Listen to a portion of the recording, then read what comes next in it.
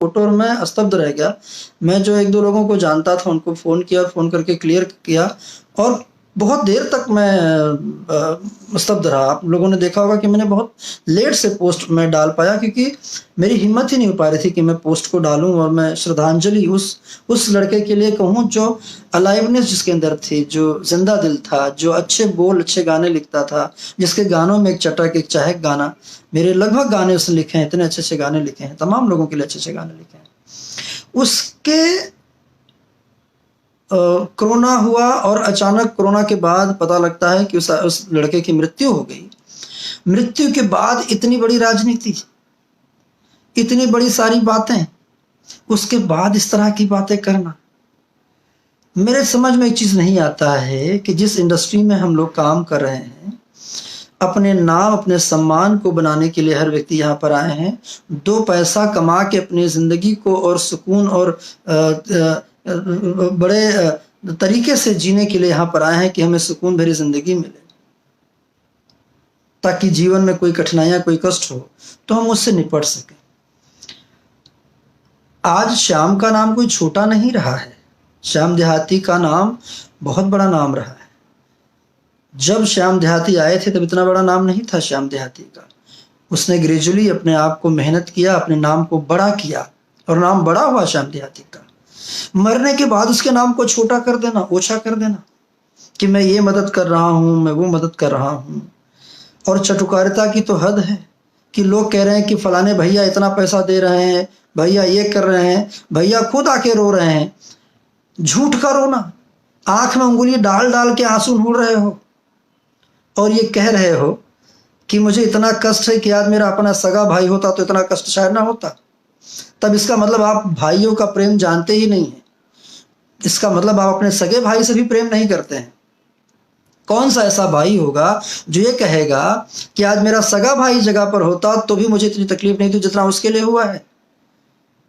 जो आपके साथ बचपन से लेकर आज तक 35-40 साल जो आपके साथ गुजारा होगा, हैं, उसके लिए उतनी मोह नहीं रह गई तो आप दूसरों के लिए क्या मोह दिखाएंगे? नहीं दिखाएंगे आप मोह। आपको तो सिर्फ साल 6 महीने से जो आपने अपने साथ साट लिया था उसको अपनी ग्रुपिंग, अपनी टीम बना के घूम रहे हो कि ताकि मेरे टीम के माध्यम से किसी और का गाना नहीं लिखना, कहीं और आने मत देना, कहीं और जाने मत देना। ये जो टीम गिरी करना, टीम गिरी के तहत मेरे फेसबुक को हैक कर देना, इसको बंद करवा देना, फेक रिपोर्ट मरवा देना, ये क्या है? कितना करना है? हद है। और हद तो तब है जब बार बार ये कहे कोई, जैसे धनंजय मिश्रा जी एक्सपायर हुए तभी भी कहा गया कि मैं मदद कर रहा हूँ, मैं। अरे मरने के बाद तुरंत आदमी कहीं गिर गया क्या? उसकी प्रतिष्ठा खत्म हो गई क्या? मैंने तो सुना है लोगों के बाद, मरने के बाद लोगों के मूर्तियां, स्टैचू बनती हैं। वो तो नहीं बना सकते किसी के लिए, कोई श्रद्धांजलि सभा नहीं अगर रख सकते हो तो कम से कम बेइज्जत मत करो लोगों को। उसने अपने बल पर अपना घर गांव का बढ़िया खूबसूरत बनवाया है। उसने अपने बल पर फैक्ट्री खोली थी, उसने अपने दम पर गाड़ी खरीदी हुई थी, अपने दम पर मुंबई जैसे शहर में रह रहा था वो लड़का, और आज अचानक वो उसकी डेथ होती है और आप कुछ एक लोग आप सीधा राजनीति खेलने लगते हैं कि मैं मदद करूंगा, मैं ये करूंगा, मैं रात भर सोने। अरे आपको तो पता था सुबह 10 बजे से। आप जो दोष डाल रहे हैं दिनेश लाल यादव निरहुआ जी पर या रवि किशन जी पर, उनको तो पता ही तब चला है जब वो क्या नाम है, रवि जी को जब डेथ हो गई है।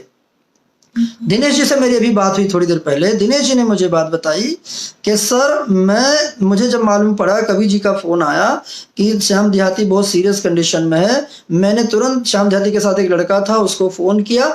मैंने कहा जो वहां पर नर्स उनसे बात कराओ। बात करते करते उतनी देर में ही उन्होंने कहा कि वो फोन स्विच ऑफ हो गया, मतलब वो बैटरी शायद चली गई। फिर दिनेश जी ने रजनीश मिश्रा को फोन किया कि कोई नंबर और है तो नंबर दो, जिस नंबर के थ्रू मैं बात करता हूं। और फिर उन्होंने, रजनीश ने किसी और का नंबर तुरंत ढूंढ के निकाल के दिया। फिर से दिनेश जी ने फोन किया, तब तक पता चला कि श्याम देहाती नहीं रहे। ये सच्चाई, ये मेरी बात हुई है, दिनेश जी के साथ हुई है, ये रवि जी के साथ बात हुई है, मेरी समर के साथ बात हुई है, मेरी विक्की के साथ। विक्की ने भी मुझे ये बात बोली कि सर मुझे भी जाने में थोड़ा लेट हो गया, जब तक मैं गया तब तक मैं जब चिल्लाने लगा तो वहां से कोई आया नहीं। फिर थोड़ी देर बाद जब मैंने शीशे से पर मारना शुरू किया, मारा तो एक कंपाउंडर टाइप का एक लड़का है, उसने कहा कि वो तो नहीं रहे। और ये कहा जा रहा है कि मैं रात भर नहीं सोया, मैं सुबह से परेशान था, मैंने इलाज के लिए कोई कसर नहीं छोड़ी, मैं खुद को बेच देता, जितना पैसा लगता लगा देता। क्या ड्रामा है, क्यों ड्रामा है, कितना गिरोगे यार तुम? क्यों ये झूठ के आंसू बहाने का, क्यों करना ये सब? क्या चाहते हो इस इंडस्ट्री से? अरे यहां तो सिंपैथी मत गेन करो, लोग चाहते हैं तुमको, जितने चाहते हैं उतने चाहते हैं। इसके अलावा ये करके तुम्हारे प्रति लोगों की चाहत नहीं बन रही है, चाहत खत्म हो रही लोगों, क्योंकि अब लोगों को तुम्हारे बारे में पता चल रहा है। तभी तो तुम कह गए ना अपने मुंह से कि मेरा अगर सगा भाई होता तो शायद मुझे तकलीफ नहीं होती। इसका मतलब तुम किसी को नहीं चाहते, तुम अपने सगे भाई हो कि नहीं हो, तुम क्या इंडस्ट्री के होगे, तुम क्या इस परिवार का हिस्सा? तुम खुद को परिवार बोलते हो ना, कोई तुम्हारा परिवार नहीं है ना, तुम किसी को परिवार मानते हो? कुछ नहीं मानते हो तुम। अगर परिवार मानते होते तो ये सारी बातें नहीं होती। तो इस तरह की बातें जिसका मौका पड़ता है उसके बारे में नहीं बोलते। जीते जी तो लोगों के पीछे राजनीति करते हो, लोगों का कैरियर डुबाने में लगे रहते हो, मरने के बाद भी किसी के चिता तक नहीं शांत होती है, उसके बाद भी राजनीति नहीं करते। समर सिंह ने बहुत सी बात बोली अपने उसके अंदर, क्या नाम है, कि यार चटुकारिता की भी हद, इतना भी मत लोग करो। कुछ न, क्या लोगों ने किया मुझे मालूम है, क्यों इस तरह का फिर क्यों बोल रहे हो कि हमने किया? अगर मान लो जब तुम्हें सुबह 10 बजे से पता थी और तुम 2 रात से जागे, तब कैसे बेड नहीं मिला? इसका मतलब या तो तुम्हारी कोई पकड़ नहीं, तुमको कोई जानता नहीं, तुम्हारी बात कोई सुनता नहीं, तुम्हारी बात कोई मानता नहीं। और अगर तुम्हारी इतनी पहुंच है, जब तुम अपने आप को इतने बड़े स्टार मानते हो, खुद को अपने आप को सीएम के बराबर का आकलन कर लेते हो, तब तुम्हारे लिए एक बेड क्यों नहीं मिल पाया उस लड़के के लिए? बेतिया से गोरखपुर आने तक के लिए तुम्हें जो है एक ऑक्सीजन बॉटल क्यों नहीं रखवाया गया गाड़ी के अंदर? क्यों नहीं प्राइवेट एम्बुलेंस तुमने करवा दिया उस लड़के के लिए, जो पिछले 1.5 साल से सिर्फ तुम्हारे पीछे भाग रहा है? उसका फेसबुक पोस्ट देखोगे तो उसने अपने से ज्यादा तुम्हारे बारे में पोस्ट किया हुआ है। कुछ तो रहम करो यार, जीने दो हम लोगों को भी, रहम करो इस इंडस्ट्री के ऊपर। और तुम बोलते हो ना तुम्हारा पावर है, तुम्हारे गाने बहुत चलते हैं, तुम्हारा स्टारडम है। कुछ नहीं है तुम लोगों का। अगर तुम्हारा स्टारडम होता तो कम से कम तुम्हारी पिक्चरें बड़ी हिट होती। स्टारडम हमारा रहा है, राजकुमार और पांडे का, मेरा रहा स्टार। जब जब फिल्में बनाई है, ब्लॉकबस्टर फिल्में सिनेमा में चढ़ के चलाई है। 3 साल से मैंने कोई पिक्चर डायरेक्ट नहीं किया, ना निर्देशन नहीं किया। 3 सालों में 300 कर्म हो गए इस इंडस्ट्री का। ऑक्सीजन देते आया हूं मैं, जब से भोजपुरी इंडस्ट्री में आया हूं तब से आज मुझे मजबूरन कहना पड़ रहा है। जिस ऑक्सीजन की तलाश में आज दुनिया लगी है ना, वो हमने भोजपुरी इंडस्ट्री को, मैंने।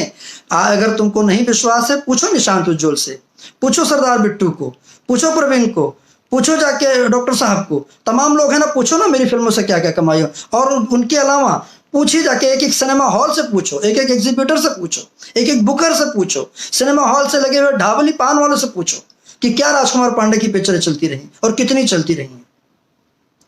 सो कॉल्ड खुद को स्टार कहने वाले, लानत है। अब मैं बोलता हूं कि 5 लाख की भी इंडस्ट्री नहीं रखे।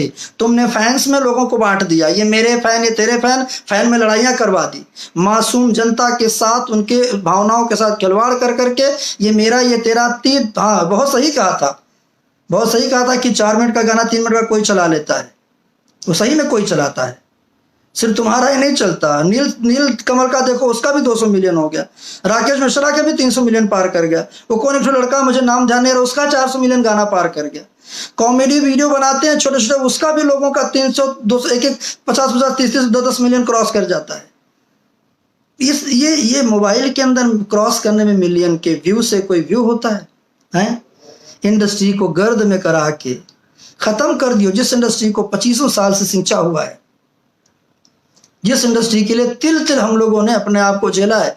भूखे प्यासे लड़ते रहे, जूझते रहे, काम करते रहे, धूप छाव नहीं देखा, आंखें खड्डी हो गई। तुम्हारे अकेले के, तुम ही जागे हो, बहुत लोग जागे हैं। और किसी और के लिए बार बार जो सुनाना, मैं 4 दिन नहीं सोया, आंखें, किसके लिए जागते हो? अपने लिए जागते हो। और बहुत है ना कि मैं करता हूं, बोला ना कि मैंने इलाज कर दिया, खुद बेच था। जब अगर एक आदमी को मरने के बाद भी उसके पीछे राजनीति करनी है, आज चलो दो तो 50 लाख रुपए, हम पूरी इंडस्ट्री वाले एक लाइन में खड़े होकर तुम्हारे नाम की ताली बजाएंगे और तुम्हारे नाम का हमेशा चर्चा रखेंगे कि दिया है। 13वीं होने से पहले श्याम देहाती को, आपको 50 लाख रुपया उनके परिवार को देना चाहिए। आप मदद करते हैं, करिए मदद, अच्छा लगेगा हम लोगों को। लेकिन नहीं करते हैं तो कहो मत कितना दिया धनंजय मिश्रा जी के परिवार को हम सबको मालूम है। वही शुरुआती दौर में जो 25-50 दे दिया, उसके बाद पूछा नहीं कि क्या है, क्या ड्रामा, क्यों इतना ड्रामा रखना है, क्या मिल जाना है। इतने पैंडेमिक, इतने महामारी में भी यार अभी भी नहीं लग रहा है कि यार ईश्वर है। मत भूलो, तुम्हारे 4 टीम 4 चमचे या 4 लोगों को मिला के झूठी सच्ची गालियां, कच्ची कच्ची गालियां हमको दिलाए हो। याद रखना, यहां से निकली हुई है। और जो लोग अभी भी मजाक मेरा उड़ा रहे हो ना कि क्या हुआ केस का, FIR का क्या हुआ, लोग अभी भी मैं देख रहा हूं, मैं सबके स्क्रीनशॉट रख रहा हूं कि सुना है जेल जा रहा हूं, देख लेंगे बाद में। कहाँ जाओगे तो बाद में पता चलेगा। कानून व्यवस्था को जितना कमजोर समझ के रखे हो ना, उतना मत समझना, मैं बता दे रहा हूं। और अभी